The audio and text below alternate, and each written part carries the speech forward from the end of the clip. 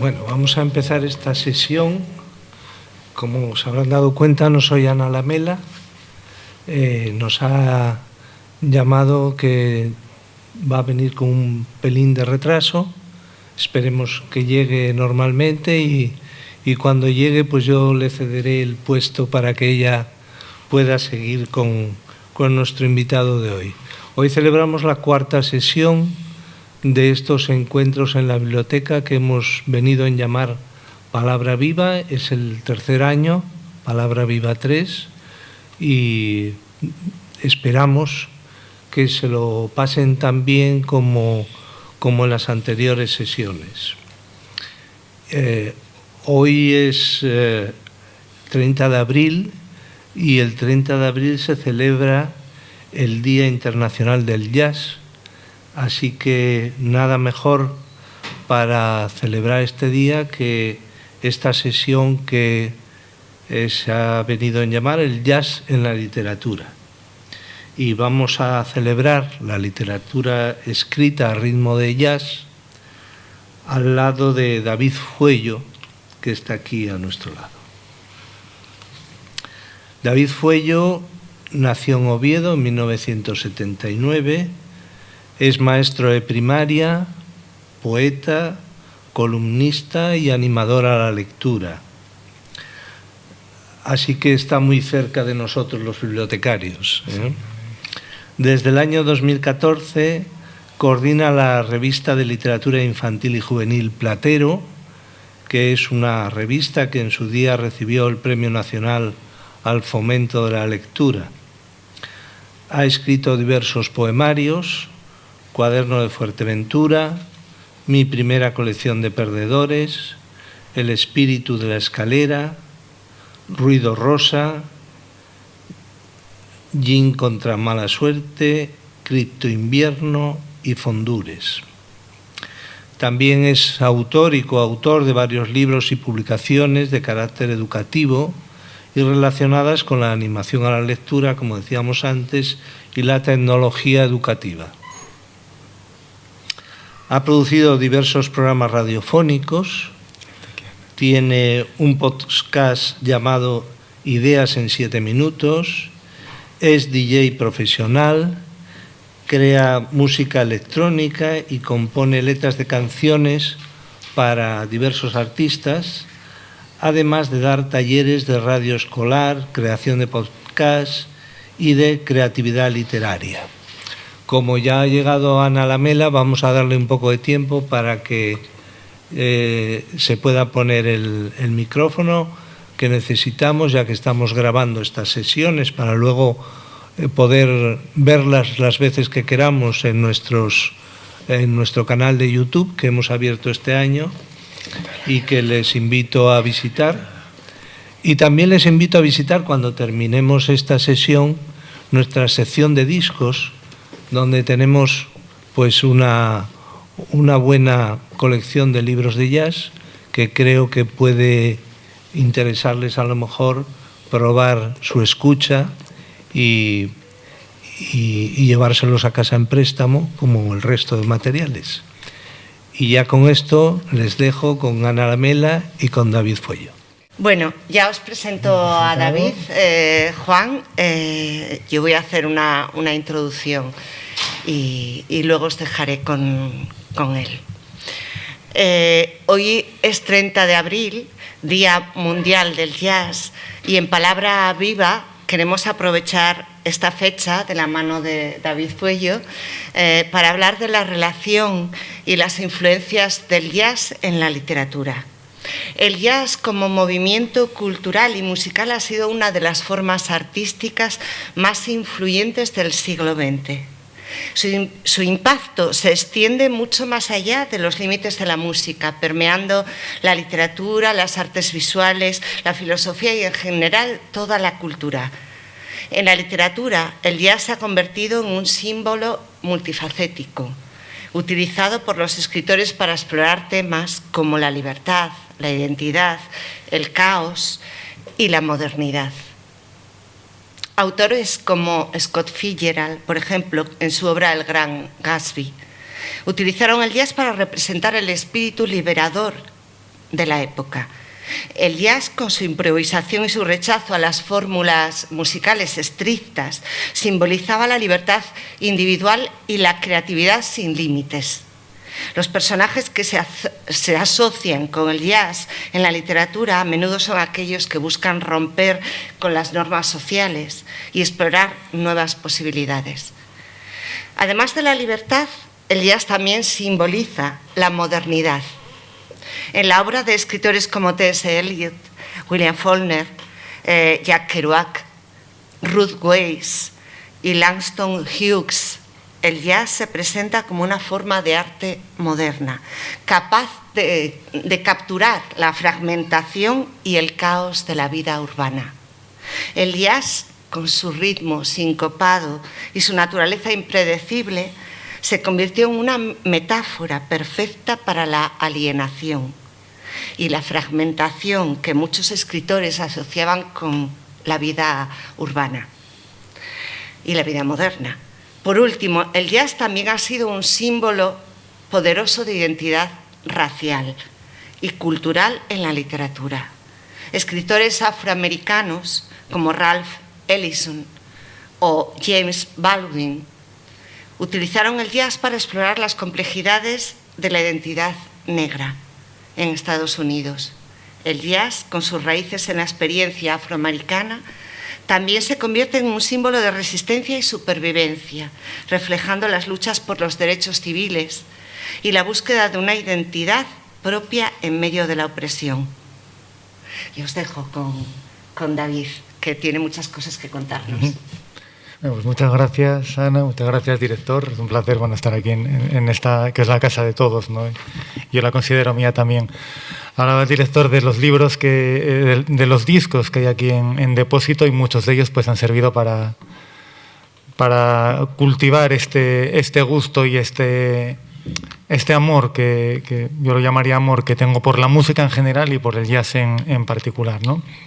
Del currículum que leyó el director, quisiera destacar, bueno, hay un montón, hemos hablado de publicaciones y demás, y quisiera hablar de mi faceta como disc-jockey profesional, que llevo 18 años trabajando casi todos los fines de semana, poniendo música y demás. Y yo creo que de las pocas cosas que me faltan por hacer en ese ámbito sería hacer una buena sesión de jazz.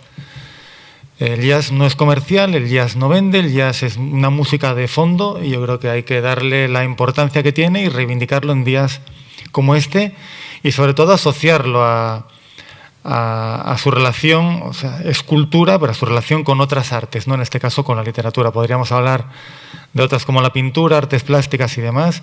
El cine también podríamos hablar, no en vano la primera película sonora fue El cantor de jazz, que por cierto no tenía tampoco mucho de jazz, pero sí que tenía esa alusión, ¿no? Entonces podríamos hablar largo tendido, podríamos hacer unas jornadas incluso sobre jazz, pues sí, y arte, pero vamos a centrarnos y de forma muy resumida en jazz y literatura, ¿no?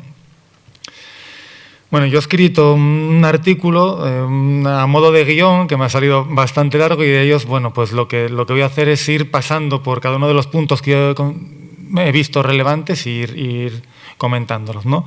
Lo primero con lo que quería comenzar es con una cita de Louis Armstrong, ¿no? El jazz nos ha dado grandísimas citas que tienen, bueno, pues hay mucha gente que se despierta todas las mañanas con una cita estoica, y podríamos hacerlo también con una cita de jazz, porque en el fondo también nos hablan de la vida, ¿no? Nos dice Louis Armstrong que si tienes que preguntar qué es el jazz, nunca lo vas a saber. Y yo creo que define mucho lo que es el jazz, ¿no? Define, y yo personalmente me considero un grandísimo ignorante viendo todo el mundo que hay, o sea, toda la dimensión que tiene el jazz. Una de mis primeras lecturas, que fue un felicísimo encuentro, es este libro, Homenaje al Jazz, de Marián Pidal, casualmente editado por Tribuna Ciudadana. Tiene 3 libros de este tipo, uno sobre el tango, otro sobre el flamenco y otro sobre el jazz, y es una auténtica obra maestra, entre otras cosas por este mapa de coordenadas de lo que es el jazz, desde sus raíces hasta su actualidad, que yo creo está al revés, hasta su actualidad, que yo creo que está hasta incluso obsoleta, ¿no? Tiene 21 años el libro y se queda en jazz contemporáneo, post-bop y demás, y bueno, podríamos meterle todavía otro par de ramas con bueno, el spoken word, la tecnología, incluso inteligencia artificial, todo esto, bueno, pues es permeable al jazz, ¿no? Entonces, pues fue una de estas felices lecturas que me hizo adentrarme en el jazz. Otra de los felices productos culturales que me hizo adentrarme en el jazz fue la película Acordes y Desacuerdos de Woody Allen, en el cual se glosa de una forma, pues yo creo que cómica, la imagen de Django Reinhardt. Comencé a leer sobre él, comencé a escuchar su música y dije, aquí hay algo que me llama la atención, aquí hay algo que me toca el corazón también, ¿no? Más allá de bueno, lo que me pudiera gustar o no la película, imaginarme, bueno, pues unos titiriteros, digamos, ¿no? Uno de ellos, pues, utilizando solo 2 dedos, bastante mellado, con un violinista con formación clásica, pues viajando por Francia, Checoslovaquia, bueno, el antiguo imperio, pues me llamaba mucho la atención, ¿no? Investigué sobre ello y ahí fue cuando empecé a meterme de lleno en el jazz. También tuve un felicísimo encuentro en Roma, encontrando la discografía completa grabada de Django Reinhardt, ¿no? Y a partir de ahí, bueno, pues empecé a investigar y adentrarme en esta música que yo considero maravillosa, ¿no? Y que además no le pasa como a los grandes hits, que cada vez que escuchas jazz te suena distinto, ¿no? Encuentras matices diferentes, por mucho que hayas escuchado un disco, por mucho que lo hayas asimilado, siempre vas a encontrar algo. Quizás por eso se lleve también con la poesía, ¿no? Porque cada vez que lees un poema ves cosas distintas. Efectivamente. Entonces, en esa improvisación, esa resignificación, yo creo que es cuando se unen. Efectivamente. Sin embargo, bueno, hay novelas que te pueden haber gustado, pero no te apetecen volver a leerlas. Sin embargo, tanto la poesía como el jazz, ¿no? Yo, por ejemplo, ya te digo, me dedico a poner música y no se me ocurre ahora, por ejemplo, poner un Despacito, por ejemplo, que es algo que está muy pisoteado ya, ¿no? Muy en su momento tuvo su auge, pero a día de hoy ya, bueno, pues suena cansado, ¿no? Sin embargo, el jazz, estamos hablando de obras de hace 60, 65 años que tienen una total frescura, ¿no? Para meternos ya en cuestión en esta relación con la literatura, yo hablaría de que es una intersección fecunda, de la cual, sobre todo, se nutre en su inicio el jazz de la oralidad, ¿no? Yo considero la oralidad literatura. Sí, claro, es el principio. Es el principio, y hay mucha gente que no la considera, y, por ejemplo, los currículums escolares, lo que me dedico a ello también, no consideran la oralidad o la expresión oral como parte de la educación literaria, ¿no? Los cuentos que nos podían contar nuestras abuelas, la cultura oral no se tiene como una cultura, como una auténtica literatura. Sin embargo, desde el jazz sí, y bebe de ella también, ¿eh? Y bebe tanto en su creación, porque bueno, no deja de ser una manifestación musical de improvisación y emoción mezclada con unas estructuras clásicas que había que romper, ¿no? El músico de jazz es un virtuoso, un buen músico de jazz es un virtuoso. Pienso, por ejemplo, en Carles Benavent, que está vivo y que es uno de los mejores, posiblemente el mejor bajista que hay en España a día de hoy, ¿no? Tienen cierta base musical clásica que luego, bueno, pues va innovando, ¿no? y que se deja llevar mucho por la emoción, ¿no? Ese ritmo, esa improvisación y esa emoción está también en la literatura y más en concreto en la poesía, como vamos a ver más adelante. Y sobre todo hay un impulso que es el que hace surgir al jazz, que es el impulso rupturista, ¿no? Estamos hablando de que el primer disco de jazz está grabado en el año 1917 y que se habla de que las primeras manifestaciones que se pueden considerar jazz parten de aquí también en torno al año 1890, ¿no? Cuando en los suburbios de Nueva Orleans, bueno, pues los negros, la gente de raza negra se junta y empieza a cantar canciones que provienen de sus antepasados africanos y que se mezclan con Francia, con la herencia cultural clásica francesa. Ya sabemos que Nueva Orleans es una mezcla de culturas, un crisol. Y de ahí, bueno, pues surge algo que en el año 1917 se empieza a grabar, ¿no? Un grupo que se llama Dixieland Band, que casualmente eran todos blancos. O sea, es decir, era... Bueno, a partir de ahí parte, o sea, estos blancos se entiende, históricamente hablando, que bebieron de esos sones de la gente de raza negra y bueno, pues quedaron grabados, ¿no? Este primer disco ya fue un éxito y a partir de ahí nos damos cuenta de que la literatura... Llegamos en un momento tecnológico también importante en el que los discos empiezan a reproducirse, empiezan a plancharse, empiezan a difundirse Los viajes transatlánticos también son más o menos frecuentes y esos primeros discos se mueven por todo el mundo, sobre todo, estamos hablando de Nueva Orleans, se mueven al norte de Estados Unidos y se mueven a Europa, donde se considera que, por ejemplo, Django Reinhardt o Stefano Grappelli, que era su violinista, escuchan estos primeros discos y los adoptan muy a su manera también, ¿no? Paralelamente a esto, hay unos moldes decimonónicos que chocan también, estamos hablando del realismo, el hiperrealismo, Madame Bovary, estamos hablando de la Regenta, que chocan también con un público que no entiende ese tipo de realismo, que busca otro tipo de manifestaciones. En Italia, por ejemplo, surge también más o menos por esta época el modernismo, que es el rugir de las máquinas pasado a literatura, y en Estados Unidos lo que hacen es adoptar ciertas hechuras del jazz en la literatura, ¿no? Hay un mestizaje y hay unas costuras que yo hablo aquí de que al principio se deforman y luego se rompen, ¿no? Y se considera tanto el jazz como la literatura proveniente del jazz, sobre todo la inicial, como una forma de liberación estética y vital, ¿no? Paralelamente, como decíamos, surge la literatura modernista de vanguardia que quiere romper con estos moldes y que consigue que la literatura tome el sentido bartesiano del término, ¿no? O sea, que considera, empieza a ser un lenguaje expresivo, más que de fondo, de forma y de unión de fondo y forma, ¿no? Entonces, bueno, hay una literatura que escucha jazz y que quiere coger esa forma de improvisar, esa forma de expresarse, esa forma de emocionar. Todo esto en un caldo de cultivo en el que hay un montón de grabaciones más, hay un montón de viajes más, y por primera vez un género se populariza en todo el mundo, ¿no? Empieza a viajar por el Atlántico y también en Europa pues surge un jazz que en Estados Unidos está hirviendo o fraguándose a la vez que en Europa de formas distintas, ¿no? El jazz norteamericano, sobre todo el inicial, sí que se parecen, pero luego cada uno deriva por su lado. Todavía a día de hoy yo creo que se encuentran esas diferencias, ¿no? Aquí hay mucha más fusión también con los géneros que había actualmente. Claro. Por ejemplo, el flamenco a día de hoy, o ya desde los años 60 se puede decir, que ya se empezó a fusionar, ¿no? Jazz con flamenco.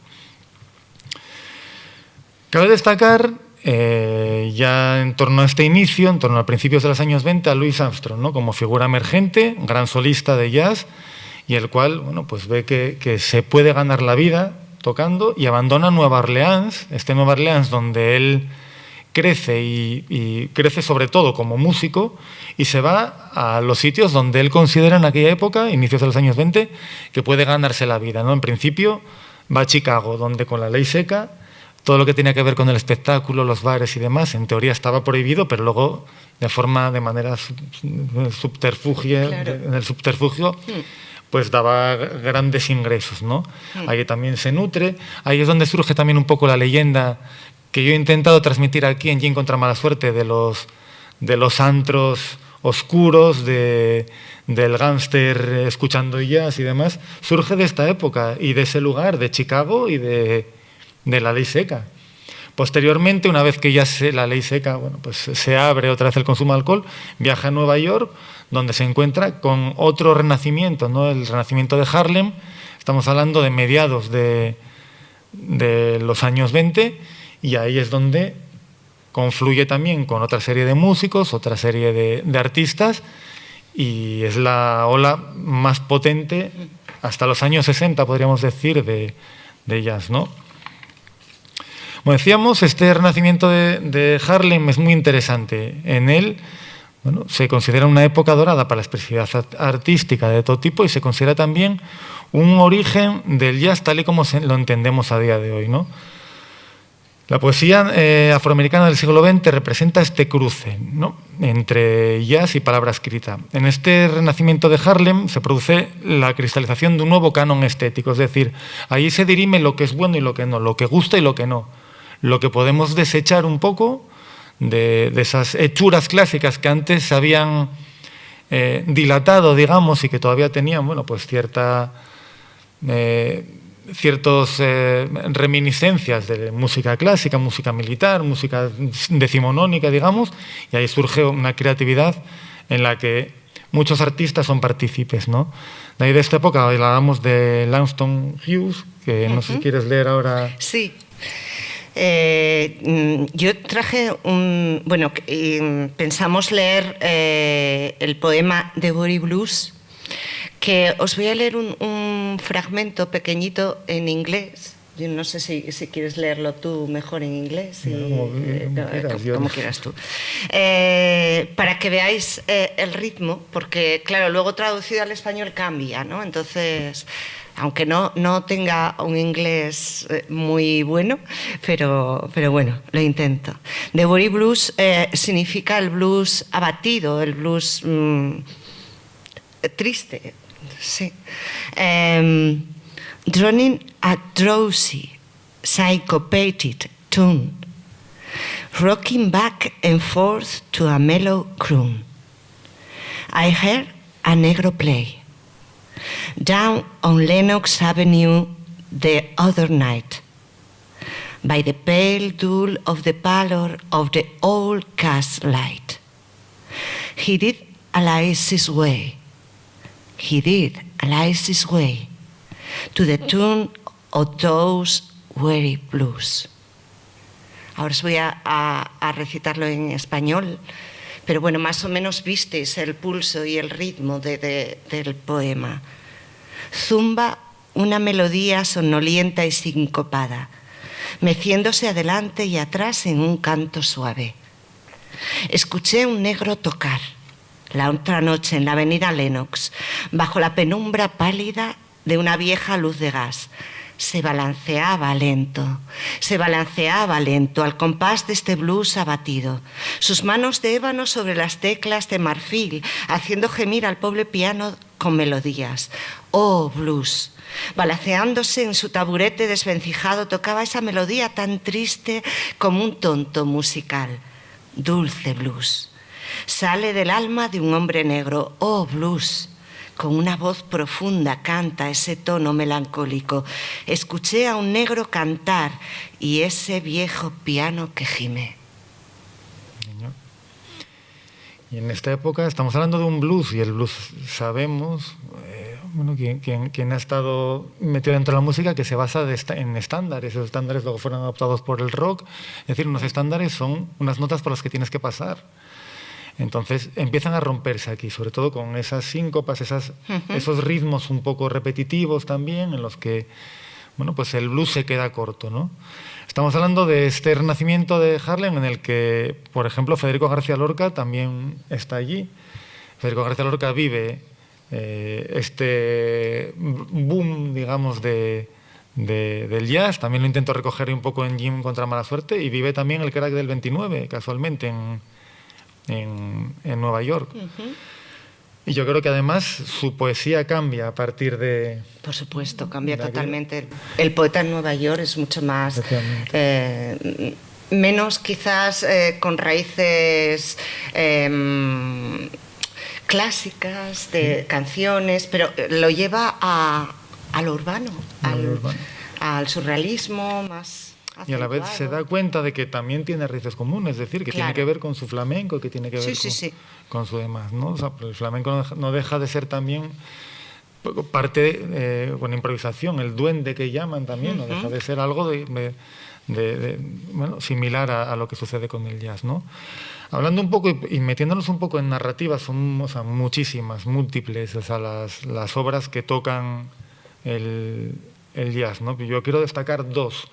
Una de ellas es, por supuesto, Rayuela. Vamos a avanzar en el tiempo hasta pues 30 años más y nos encontramos con una obra clave y culmen, que también fue la que a mí me hizo adentrarme.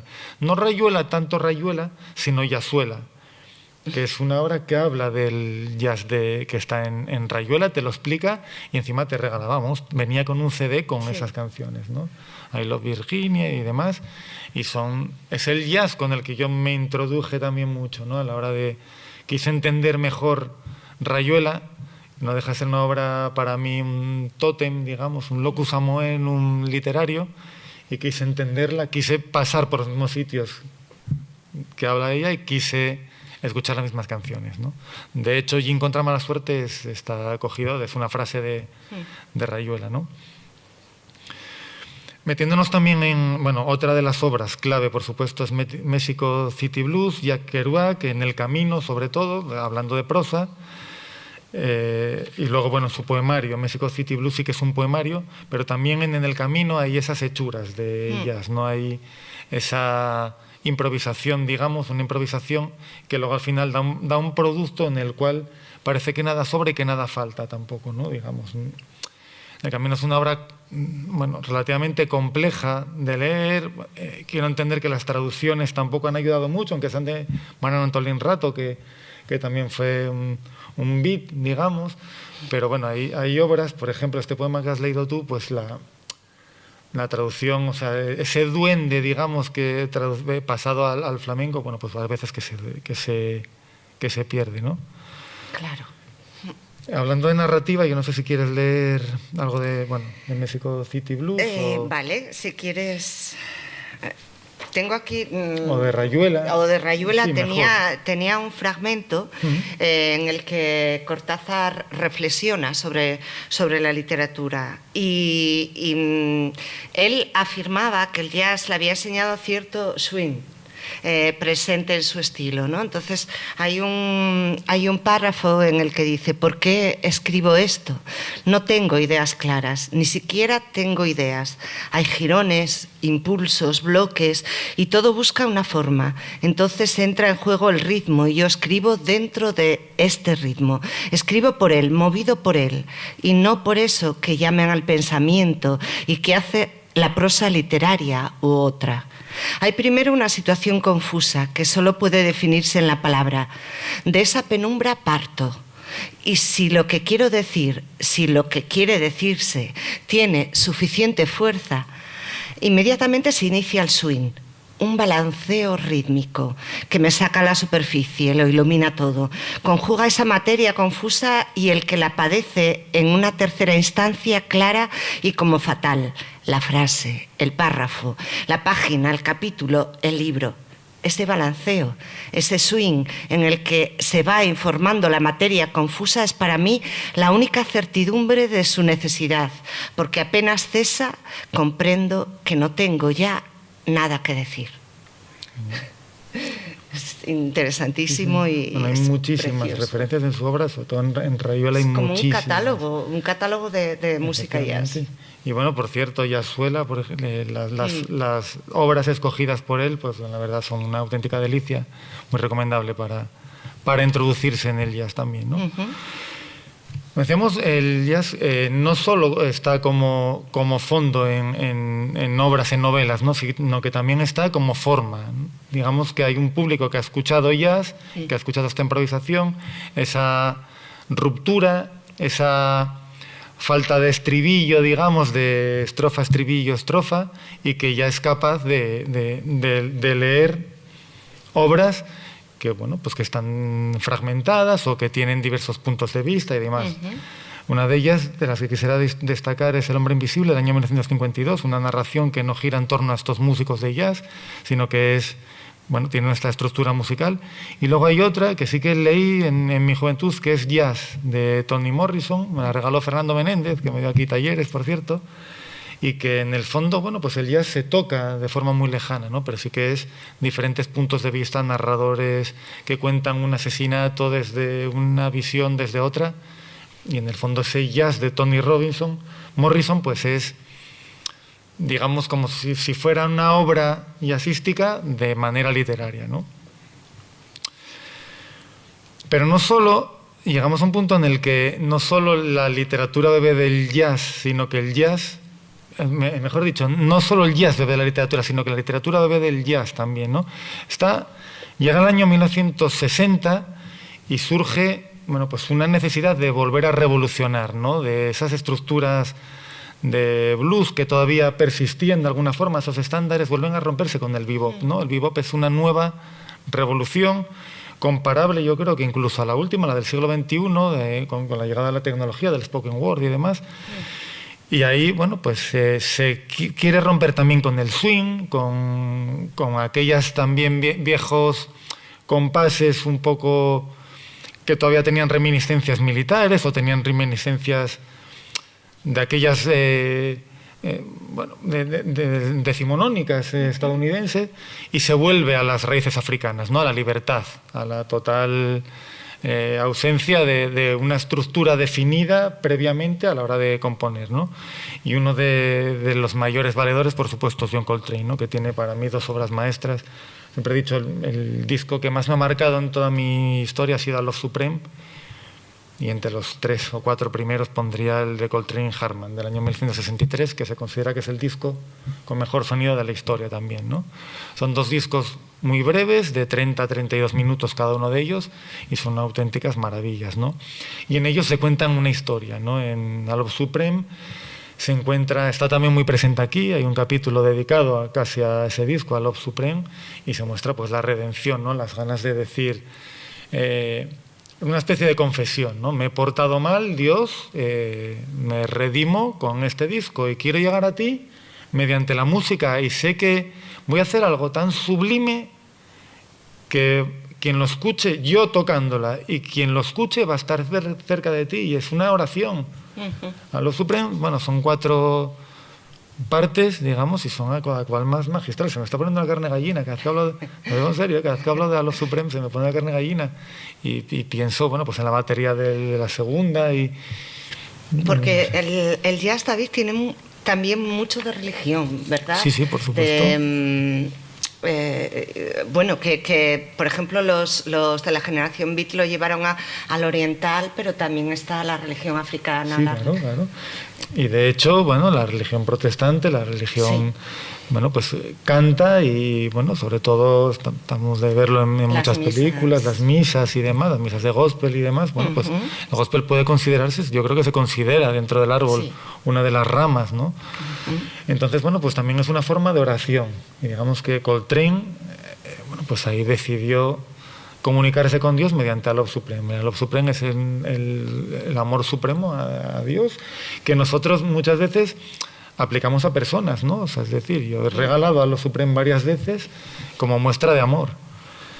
Y luego, bueno, con Hartman también, bueno, pues tiene canciones Taste It's Wonderful, también son canciones de amor, pero ya están un poco más prefabricadas, digamos, ¿no? Ya es un disco en el que se juntaron 2 grandes artistas que no se conocían, pero bueno, que han dado también una obra suprema, ¿no?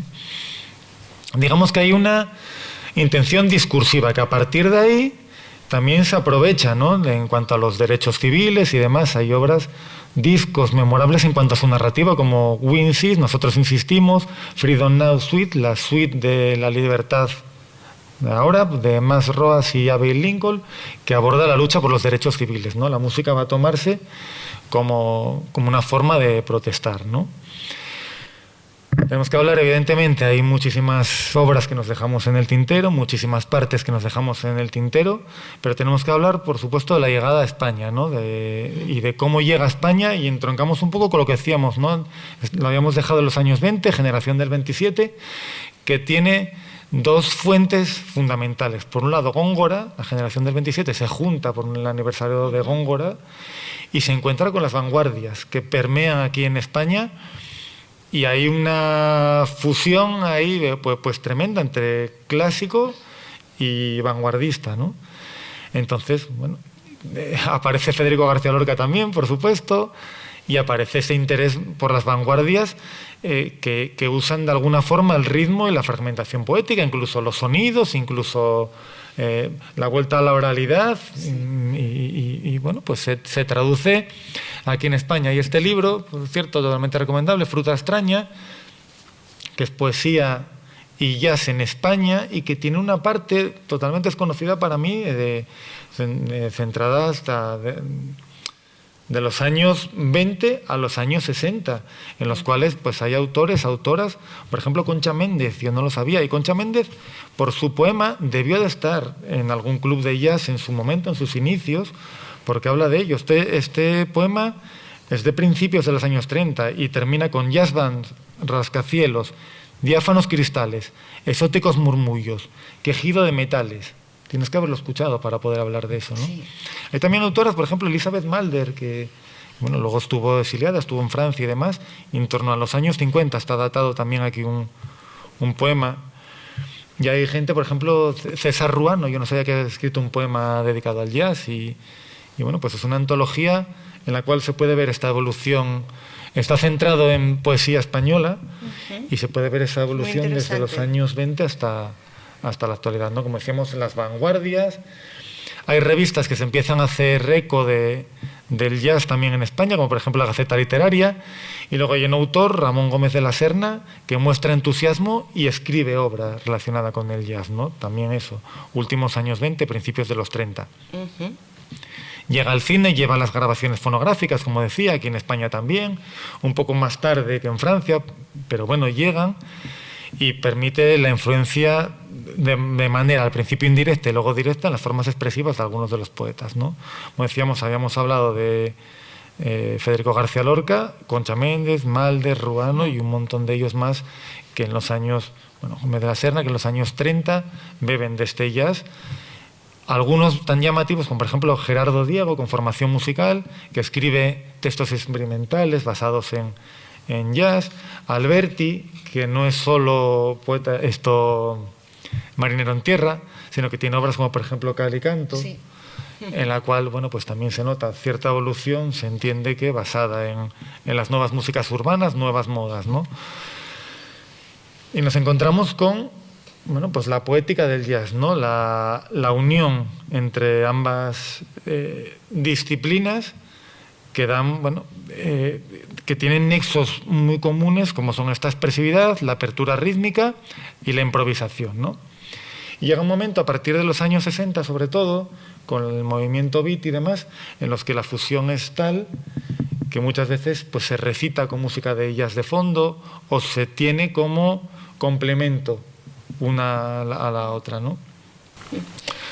Hay una de las autoras que mencioné antes, Ruth Weiss, que o sea, se caracterizaba por eso, porque se unía a grupos de jazz y recitaba siempre con música detrás. Las mujeres de la generación beat no son muy conocidas como muchas otras mujeres, como las del 27 y eso, pero bueno, ahora estamos recuperando, ¿no?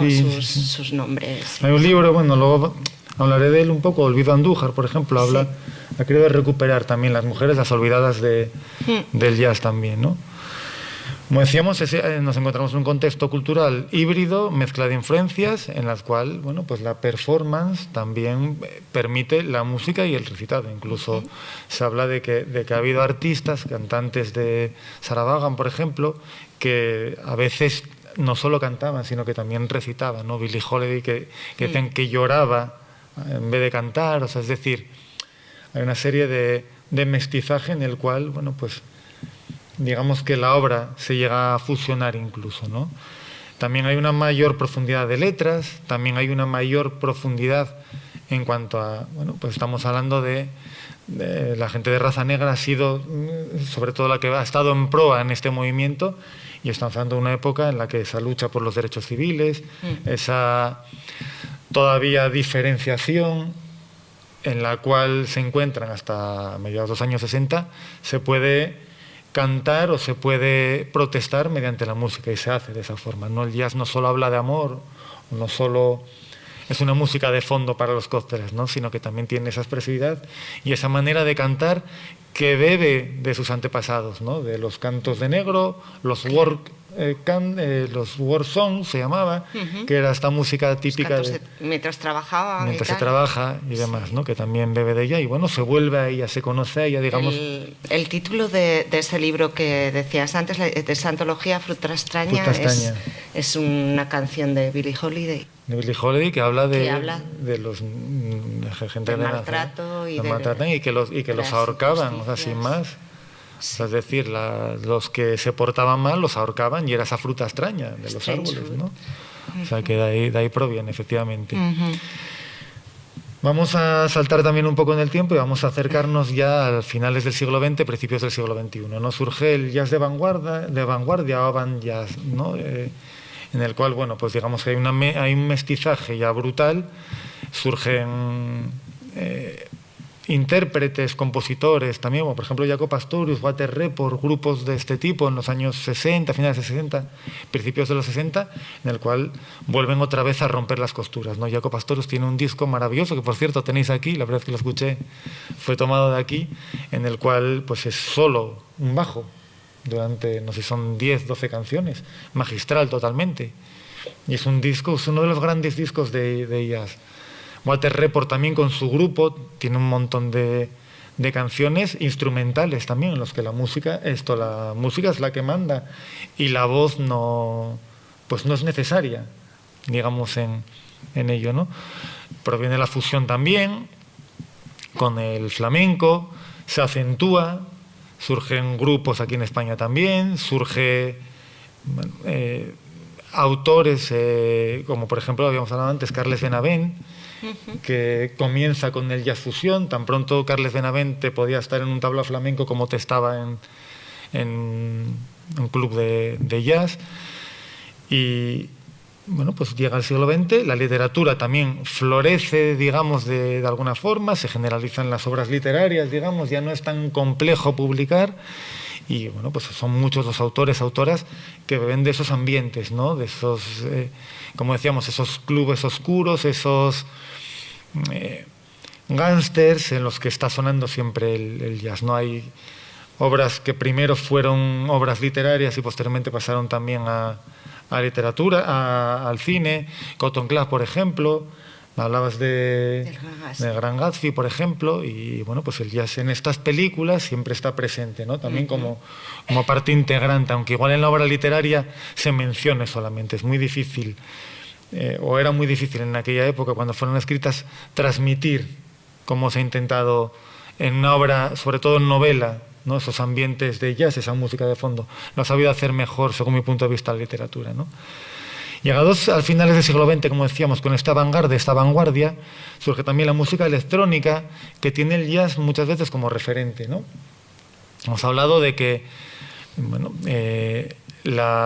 digamos, los ingredientes básicos del jazz habían sido los estándares del blues, estas raíces africanas, y luego sobre todo la libertad. Y la música electrónica sabe beber de esta libertad, ¿no? Y son múltiples las obras famosas de electrónica que tienen estas hechuras del jazz, ¿no? Una cierta libertad, síncopa, y bueno, pues hay otra absorción por un género nuevo de otro género que sigue considerándose nuevo. No, el jazz se puede decir que tiene 105 años, históricamente hablando, pues es antes de ayer, ¿no? Y sin embargo ha servido de evolución, ha servido de alimento para productos culturales actuales.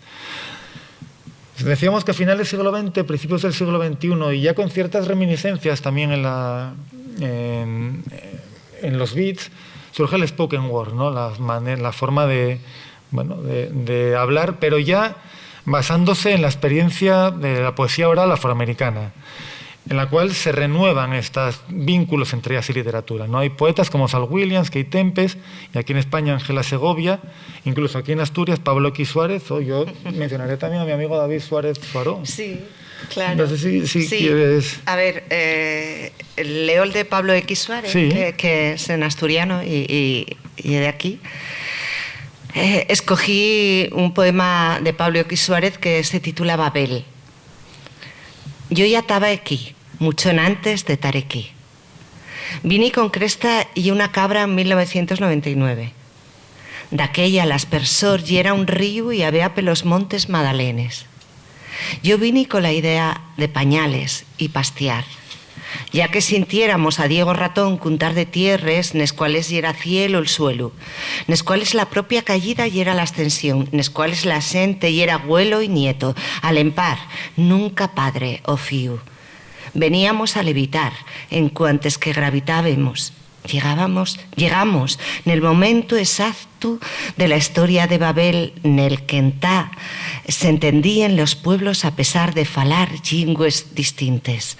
Entós, la torre yera una poza y comunicábamos por aciu de fogueres que prendíamos nes llombes y cada foguera yera una lletra y según ardía, así falábemos en Babel. Por ejemplo, estamos hablando de un poemario de hace 4 o 5 años. Bastante. No hace tanto, Abel. ¿Este no es de los primeros? ¿De Pablo X. Suárez? Bueno, no lo sé. Creo que es de no hace mucho. Pues bueno, igual tienes razón. Porque está, o sea, debe ser, estamos en el 2025, del 2018, 19 como mucho. Es decir, fue uno de sus últimos. Entonces 6, 7 años. Y bebe muchísimo de este spoken word y yo he recitado con él muchas veces con un violín o con, es decir, él está acostumbrado a eso, con una guitarra o con. Ahora tiene un grupo que se llama El Velcro, que es música electrónica. Sí, cierto, también hizo algunas performances en aquel momento, es decir. Es un poeta que tiene su sentido, que alcanza su máxima expresión junto con música, ¿no?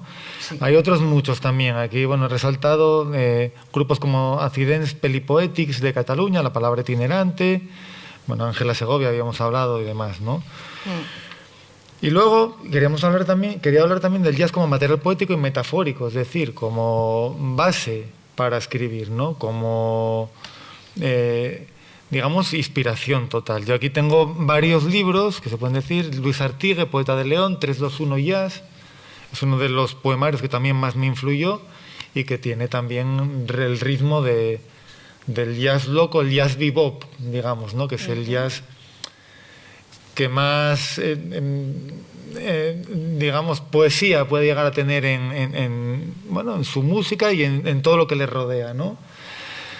Poesía y jazz, por ejemplo, este poemario es del año 2014, es bastante reciente, con dibujos, y es de dos autoras, Luna Pérez Gastón, bueno, ilustrado por Rafael Becerra, y tiene pues también estas hechuras del jazz bebop y el ritmo, ¿no? Enloquecido, improvisado también, ¿no? Decíamos, bueno, hay un montón de jazz en Fruta Extraña. Y luego quería hablar de Olvido Andújar, un poemario que se llama En clave de jazz, que recupera a las mujeres olvidadas, ¿no? Mujer y jazz también, que yo creo que son las grandísimas defenestradas, ¿no? por el tiempo. Hubo grandes intérpretes, pero también hubo grandes pianistas, hubo grandes músicas, hubo mujeres que pertenecieron a lo mejor técnicamente hablando, tanto en la composición como en ejecución en el jazz, y que a día de hoy no se recuerdan. Por ejemplo, Suitema Barrett, que grabó su primer disco a los 64 años, que fue siempre comparsa, pianista en Nueva Orleans y que tenía un grandísimo talento, pero fue olvidada, bueno, yo creo que por ser mujer, ¿no? Lillian Harding, compositora, cantante y pianista clave en la carrera de Louis Armstrong, gran compositora de muchas de sus obras. Y luego, bueno, por supuesto hay que mencionar las leyendas Billie Holiday, Ella Fitzgerald, Ray Martin, Lou Williams, Marian McParland, que protagoniza, por cierto, un poema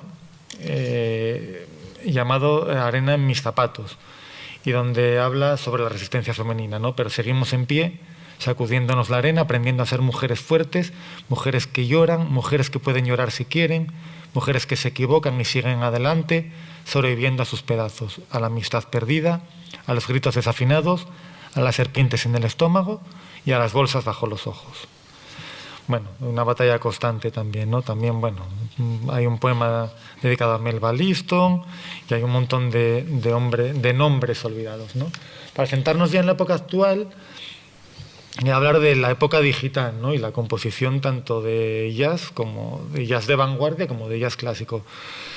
A la hora de preparar este artículo hice el experimento de ir a Asuno y decirle que me compusiera un jazz del estilo bebop parecido a John Coltrane, y bueno, es alucinante. O sea, es un experimento realmente llamativo, porque bueno, no soy conocedor de toda la obra de John Coltrane, tiene decenas de discos, pero sí quizás de la más conocida, y pues encuentro cosas parecidas pero no iguales. Entonces es llamativo. Yo creo que en el futuro lo que llamaban en los 80 el avant-garde de la vanguardia ha quedado ya, bueno, pues totalmente desfasado y nos vamos hacia otras formas de expresión, ¿no? Pero siempre con lo inexacto, lo inmutable y lo emocional como forma de crear en libertad, ¿no? Como nexo de unión entre la literatura, dentro de la literatura, la poesía y el jazz, ¿no? Decían, posiblemente me haya dejado un montón de autores, un montón de obras clave, un montón de... Pero bueno, tampoco tenemos mucho tiempo, ¿no? Y lo no que se puede llegar a todos. Efectivamente. Muy amplio. No, quería hablar un poco de ese parentesco, ¿no? De esa forma de beber el uno del otro del uno, que ha habido durante los últimos años, sobre todo durante el siglo XX y principios del XXI, ¿no? Si con esto pasamos a leer. No sé si os apetece preguntarle algo a David o comentarnos algo, y después ya nos va a hacer un pequeño recital de su libro Gin contra mala suerte, que es un poemario que dedica al jazz. Bueno, comienza con una pequeña cita, voy a leer solo el final, ¿no? De donde viene, de Rayuela, ¿no? Dice: ¿a cuántas millas una de otras sus dos nadas, que en una noche futura de París se batían, guitarra contra corneta, y en contra mala suerte, el jazz? Creo que eso ya es un pequeño poema dentro de... Bueno, va como las partes de una canción, ¿no? Acuse de recibo, y empieza con esta: la banda se presenta, ¿no? Que es, digamos, el inicio.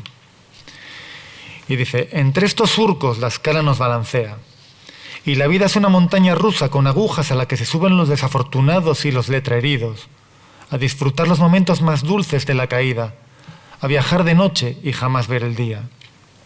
En el cuarteto todos sonreíamos en hermosas fotografías promocionales, mientras el tiempo se escapaba por el sumidero de un calendario con más actuaciones que jornadas.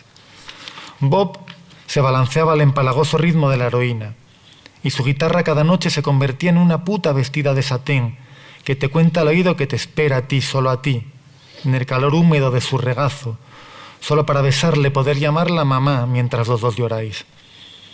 Pat aporreaba sus cachivates y latas con la furia de un huérfano, pensando en la juerga de ayer, de hoy, de mañana, en el whisky que ya no es lo único, que junto a su vieja batería Gretsch ya no hace que le importe que le tiemblen las manos cuando les acaricia. Buck hacía llorar al saxo tenor, transmitiéndole la locura por la vida de ese chico del Bronx al que habían pegado demasiado, y que ahora mantenía un delirante diálogo con el viento y el metal bronceado. Mientras tanto, los ángeles detenían su aleteo confundidos solo para escucharlos. Y yo, Frankie, nacido entre el Bronx y Harlem, en la calle 134, 28 años, blanco, contrabajista extraño, ave de paso, tipo triste, solo una sombra, vago. Deslizo mis dedos por el mástil en una espiral continua, a veces hacia arriba, siempre hacia abajo, esperando los 3 golpes de platillo que como 3 gotas del cielo suenan a disparo, a punto de partida. Por fin esto empieza, ya ha llegado, y entre notas locas y versos perturbados, como uno, volamos a la vez los 4. Y a oscuras todo fluye. No necesitamos ni tan siquiera vernos, con el alma nos superponemos, con los dedos nos besamos, y cada noche recordamos que en el jazz todo se confunde, y hasta nosotros, los más inmundos perdedores, los peores, los más corrompidos, los que están siempre en el barro, sobre el escenario, jugamos a engañarnos, y por una vez nos sentimos invictos, plenos, elegidos, necesarios.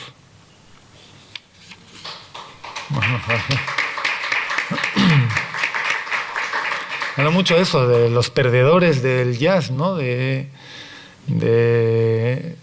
aquellos que viajaban en viejas furgonetas. Bueno, está mucho también en la literatura que he leído. Decíamos la biografía de Django Reinhardt y bueno, muchos libros que cuentan historias del jazz hablan de esto, de unos inicios totalmente deplorables en cuanto a condiciones de vida, ¿no? Bueno, allí donde las musas chascan sus dedos al azar. Ya sabíamos que esta música inútil nunca encontró un ganador, y que todos los negros viven en un espejismo que no se borra al saciar la sed. Pero es el llanto que se lleva dentro el que sopla y el que mueve los dedos y cada noche expía su pena de siglos en lo más profundo del ocaso, en el sitio más húmedo de todo el club, escaleras hacia abajo, allí donde los dioses no pueden desearnos buena ventura, y las musas, de vez en cuando, chascan sus dedos al azar. Y es tan terrible el silencio al terminar que barra a todos los habitantes del local como un tsunami e inunda las almas de quienes no conocemos el bien, de los vagos, los malnacidos, los que orinan en las esquinas y se caen por las escaleras todos los días y que solo sonríen con esa música inhóspita, rara, desapacible, que solo los locos bailan. Y dicen que es útil porque es hermosa y solo por eso, Y así las musas todas las noches chascan los dedos cada vez que alguien baja hasta lo más profundo del club de jazz. Y cuando llegan al infierno se sienten como en casa.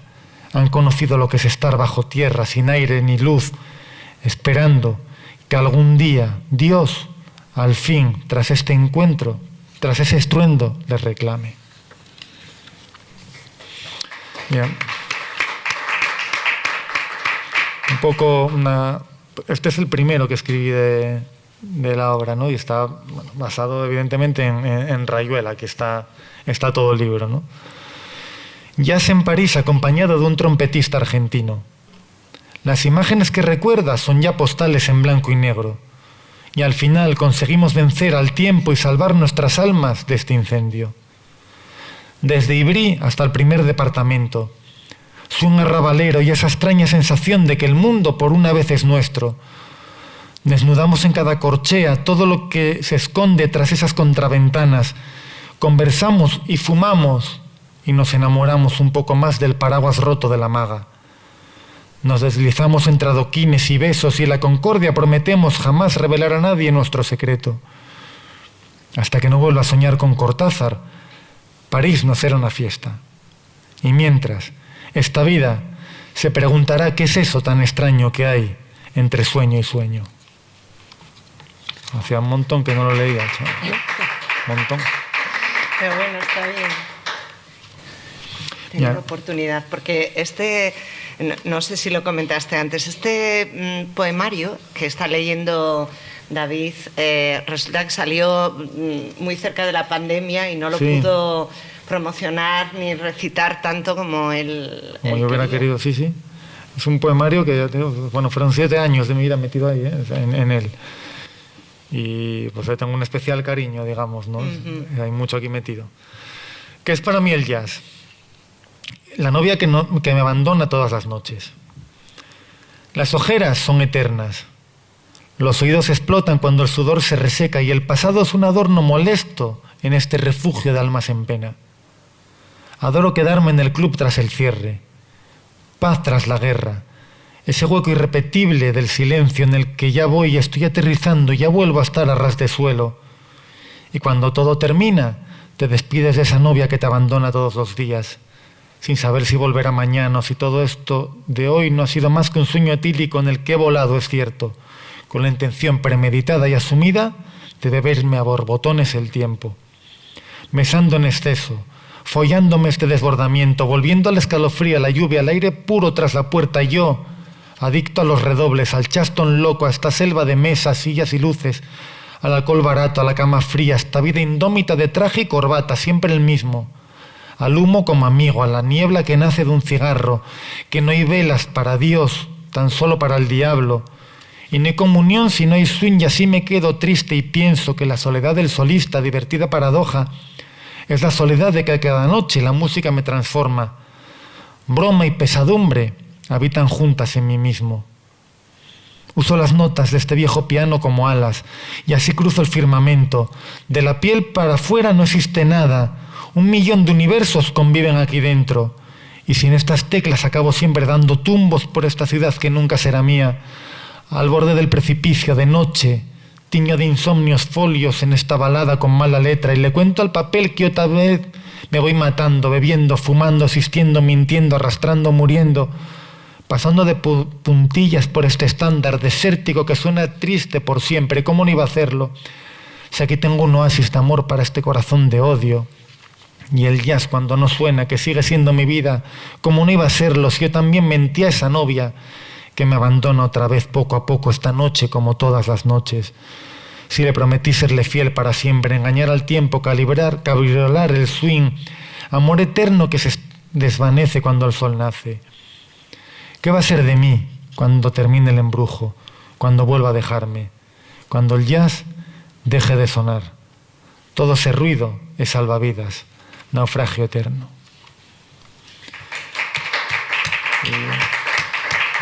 Un par de ellos para finalizar y no soy más pesado. Bueno, cuenta una leyenda, a mí me gusta mucho, es decir, en toda la literatura que he leído sobre jazz, libros más especializados, pues cuentan, bueno, elucubran, ¿no? Cuentan que puede que Federico García Lorca y Billie Holiday coincidan en Smalls Paradise, ¿no? Que es uno de los clubs de jazz míticos de Nueva York, ¿no? De Harlem. Y bueno, pues en una época parece ser que frecuentan los dos. Entonces yo, bueno, pues me inventé todo esto, ¿no? Federico y Billie coinciden en Smalls Paradise una sola vez, pero ninguno de los dos llegará jamás a saberlo. Ese joven de pajarita, frágil, con rostro de niño, esperanza en los ojos y un universo que tan solo podrá comenzar a esbozar, se acerca a Smalls Paradise por primera vez. Lleva un rosario de auroras y un piano aprehendido entre rayos de sol, y en su boca un acento lejano con gula de hierba y torsos que sueñan con sangre de pato bajo una multiplicación. Ese joven de pajarita se sienta en una mesa impoluta, mantel blanco, una vela, y toda la noche anda jaleo, jaleo. Y entre todo este bullicio encontró un ritmo maldito que escribe y escribe con minúscula angustia de ojos oprimidos, de eclipse oscuro en el escenario que se lleva y se arranca y se reescribe y se empapa de lágrimas del río Hudson, de poeta sediento, de poeta hambriento, de poeta que vaga sin saber a dónde, cuándo, por qué, con quién, demasiadas despedidas y ningún adiós. El joven escucha sin entender nada, pero el ambiente es tan diferente a su Granada tórrida, el que la acoge y le da calor como un abrazo cercano, que se siente en sus campos de cerezos de su tierra en flor. Y mientras, enfrente sobre el escenario, una chica de 15 años le canta al poeta, y en esa voz cálida y tupida cree ver un joven con pajarita.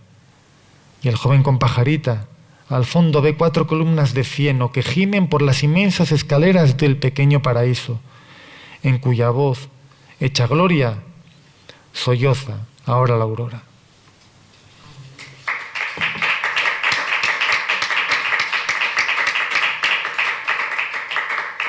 Bueno, basado en I Love Supreme, ¿no? Que puedo decir, I Love Supreme fue un disco que he escuchado un montón de veces en situaciones bastante, digamos, íntimas, ¿no? Y bueno, pues lo tengo, digamos, tatuado dentro de mí ese disco, ¿no? Y habla, bueno, pues leí un poco de cuando se había grabado y demás. Se graba el 9 de septiembre, empiezan las sesiones el 9 de septiembre de 1964 en Inglewood Cliffs, ¿no? Y allí, pues rezo como si fuera John Coltrane, ¿no? Voy a hacer todo lo posible para ser digno de ti.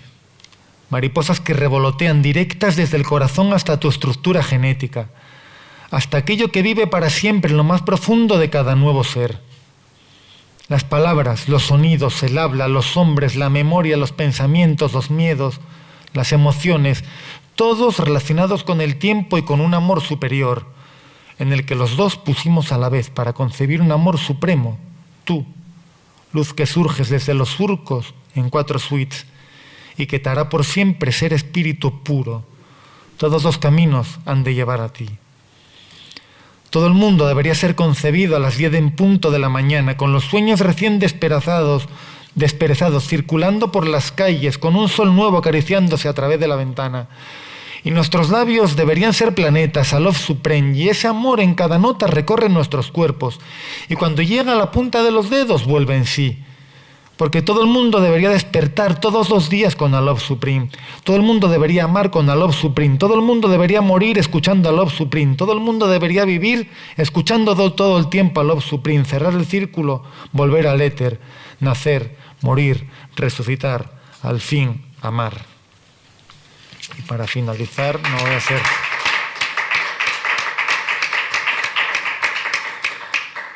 Para finalizar con uno de los últimos poemas del poemario, ¿no? Que se llama como él, Gin contra mala suerte. Este gin es ginebra, ¿eh? Alguna vez me han preguntado, es la ginebra contra la mala suerte. Yo creo que es un poema en una frase. Cuando hay mala suerte veamos ginebra, ¿no? Y dice así: cuando llegue el infarto, lo recibiré con un cigarro en la mano, acurrucado en el gin y abrazado a mi viejo con trabajo.